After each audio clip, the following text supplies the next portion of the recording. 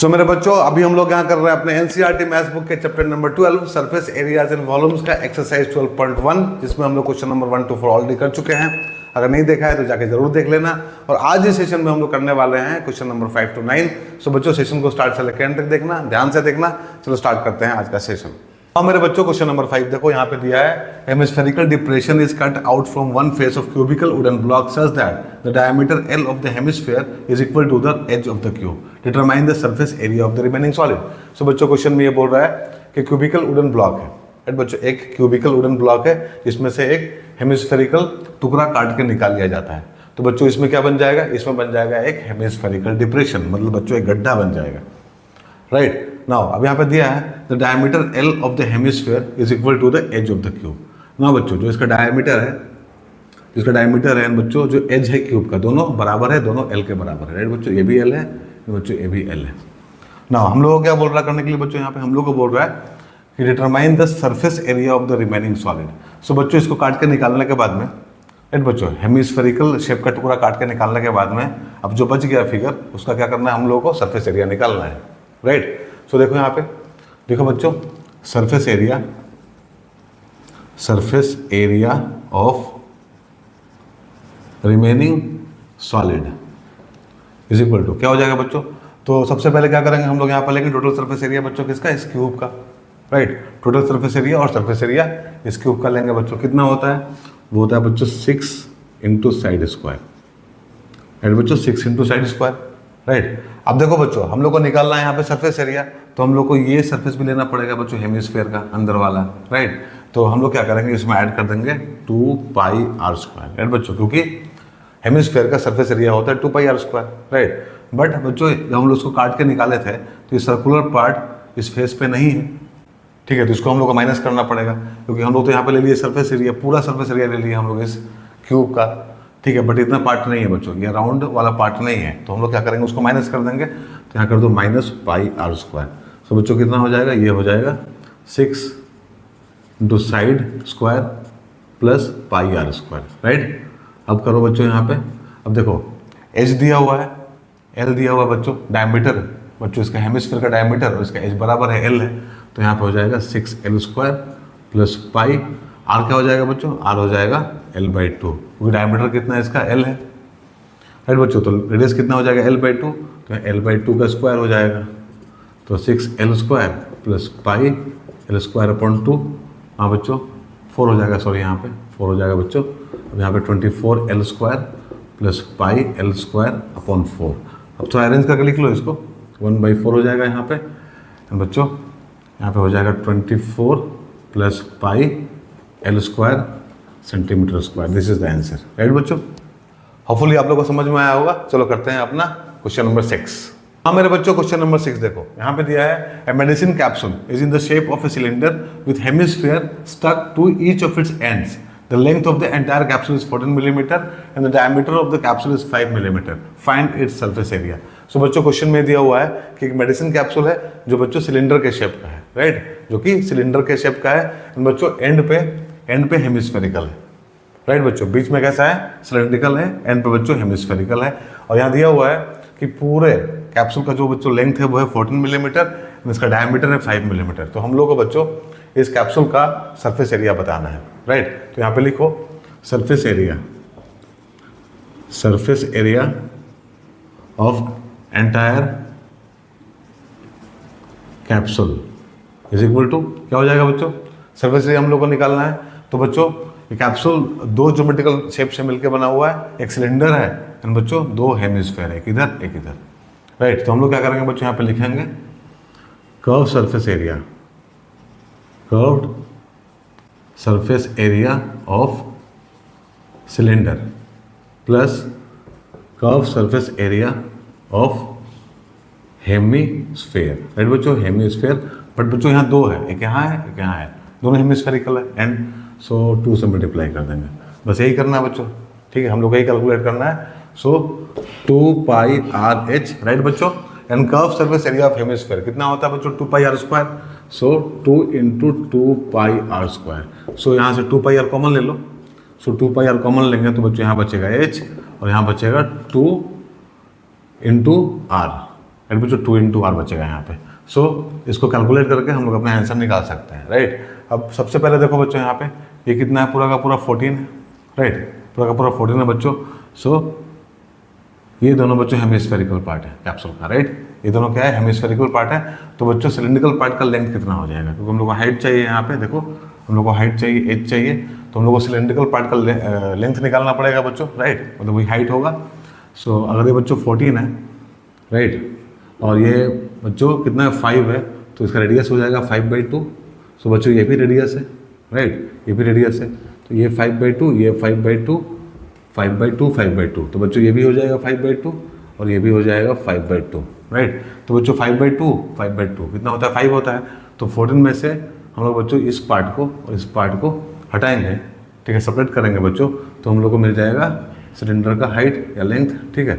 तो this is 9 millimetre हो जाएगा बच्चों एच, ठीक है। एच कितना है बच्चों, 9 मिलीमीटर, क्योंकि तो एच मिल गया बच्चों, हम लोग को आर पता है। सो वैल्यू पुट करो यहाँ पे, 2 इंटू 22/7 इंटू बच्चों आर है 5/2।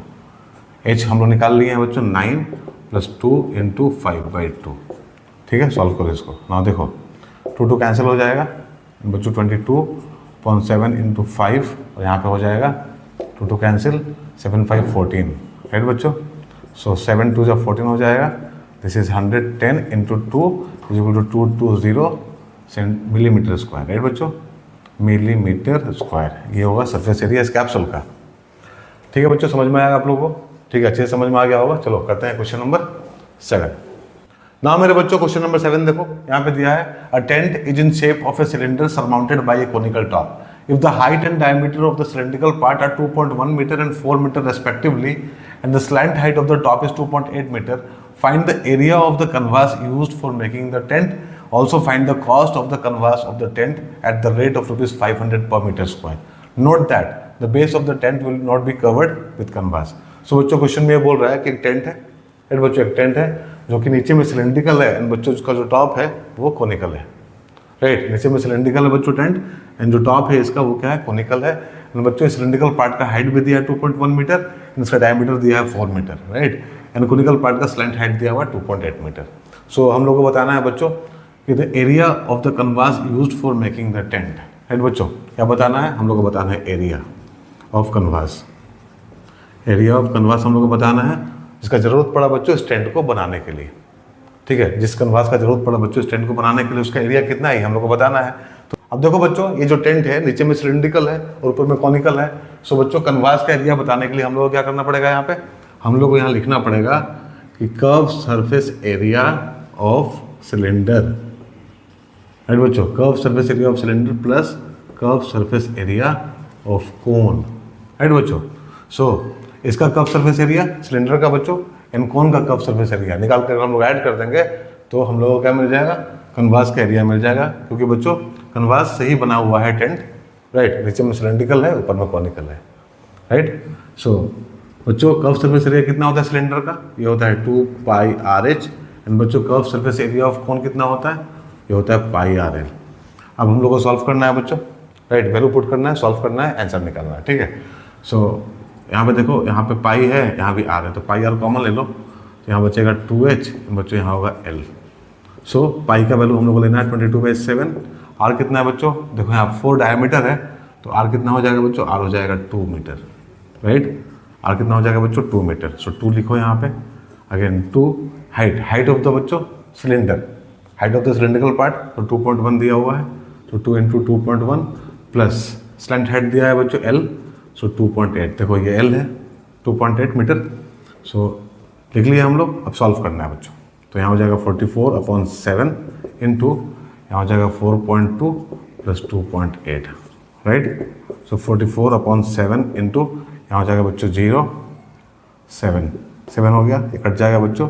सो 44 metre square is the area of canvas, right बच्चों। कितना है कन्वास का एरिया, 44 मीटर स्क्वायर। नाउ अब देखो अब क्या बोल रहा है, also find the cost of canvas of the tent at the rate of rupees 500 per metre square, ठीक है। सो यहाँ पे लिखो कॉस्ट ऑफ 1 मीटर स्क्वायर कितना होगा बच्चों, कॉस्ट ऑफ 1 मीटर स्क्वायर दिया हुआ है rupees 500, right. So cost of 44 metre square कितना हो जाएगा, 44 इंटू 500, तो ये हो जाएगा बच्चों 22000। सो 22,000 रुपया होगा बच्चों कॉस्ट। कितना होगा, 22,000, राइट बच्चों, 22,000 यही कॉस्ट होगा।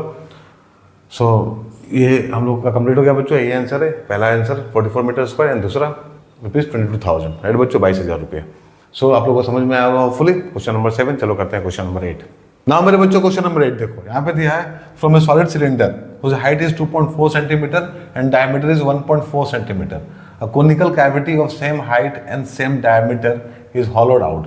Find the total surface area of the remaining solid to nearest centimeter square.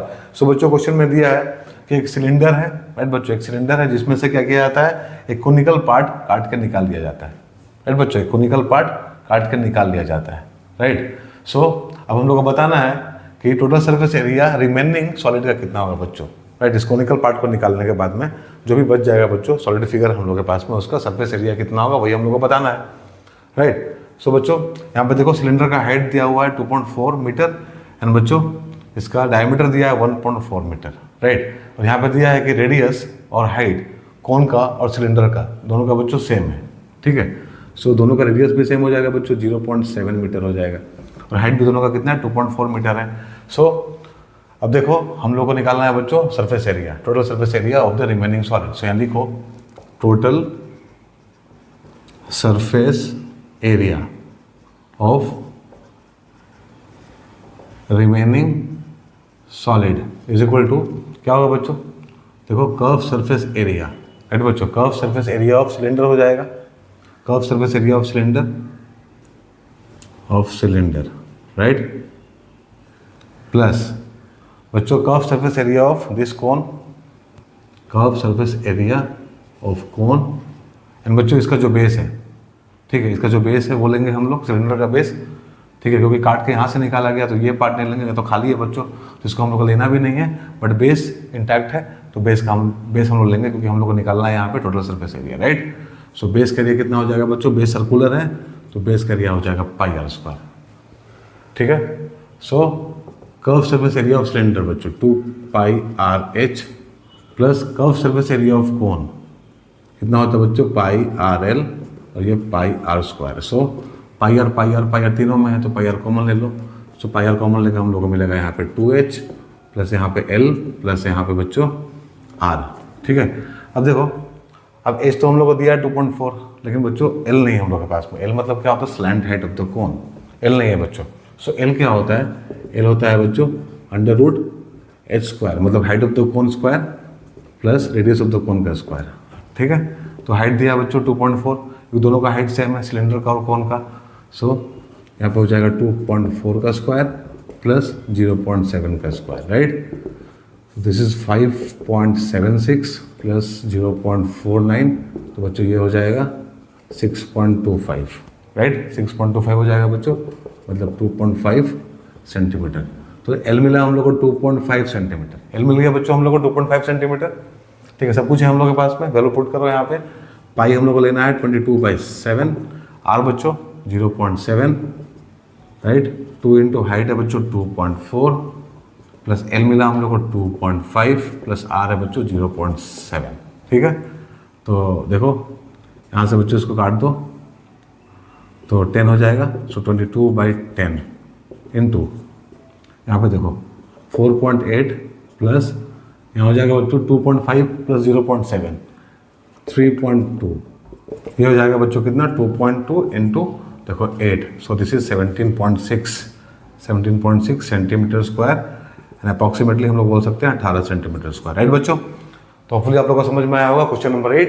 चलो करते हैं क्वेश्चन नंबर 9। ना मेरे बच्चों क्वेश्चन नंबर 9 देखो, यहाँ पे दिया है wooden article was made by scooping out A hemisphere from each end of A solid cylinder. If the height of the cylinder is 10 cm and the base is of radius 3.5 cm, find the total surface area of the article. So बच्चों question में ये बोल रहा है कि एक wooden article है बच्चों, एक लकड़ी का आर्टिकल है जिसको बनाने के लिए बच्चों एक सॉलिड सिलेंडर में से, राइट बच्चों, एक सॉलिड सिलेंडर में से 2 हेमिस्फेरिकल पार्ट काट के निकाल दिया जाता है, राइट बच्चों। इसके दोनों एंड से बच्चों, एक सॉलिड सिलेंडर के दोनों एंड से बच्चों हेमिस्फेरिकल पार्ट काट के निकाल दिया जाता है, तो बच्चों ये वुडन आर्टिकल तैयार होता है, राइट। अब दिया हुआ है बच्चों यहाँ पे इसका जो हाइट है बच्चों, जो सिलेंडर का हाइट है वो है 10 सेंटीमीटर, राइट। एंड जो बच्चों इसका रेडियस है वो है 3.5 सेंटीमीटर, राइट। सो हम लोग को क्या करना है, हम लोग को बताना है बच्चों कि टोटल सरफेस एरिया इस आर्टिकल का कितना है। ठीक है बच्चों, क्या बताना है उसको लिख लो पहले। Total surface area of article कितना हो जाएगा बच्चों। सबसे पहले देखो यहाँ से बच्चों, पहले तो सिलेंड्रिकल था ये, ठीक है, सॉलिड सिलेंडर था बच्चों। अब दोनों एंड से हेमिस्फेरिकल पार्ट काट के निकाल लिया गया, ठीक है। तो सबसे पहले हम लोग क्या लेंगे, हम लोग लेंगे बच्चों कर्व पार्ट, किसका, सिलेंडर का। तो यहाँ पे लिखो curve surface area of cylinder, right बच्चों, प्लस इसमें क्या ऐड करेंगे बच्चों। अब देखो दोनों एंड पे क्या है, हेमिस्फीयर है। सो बच्चों ये अंदर वाला जो डिप्रेशन है उसको भी हम लोग काउंट करेंगे, इसको भी हम लोग काउंट करेंगे सरफेस को, राइट। सो 2 इंटू जो curve surface area of hemisphere 2πr², right, इतना लेंगे बच्चों।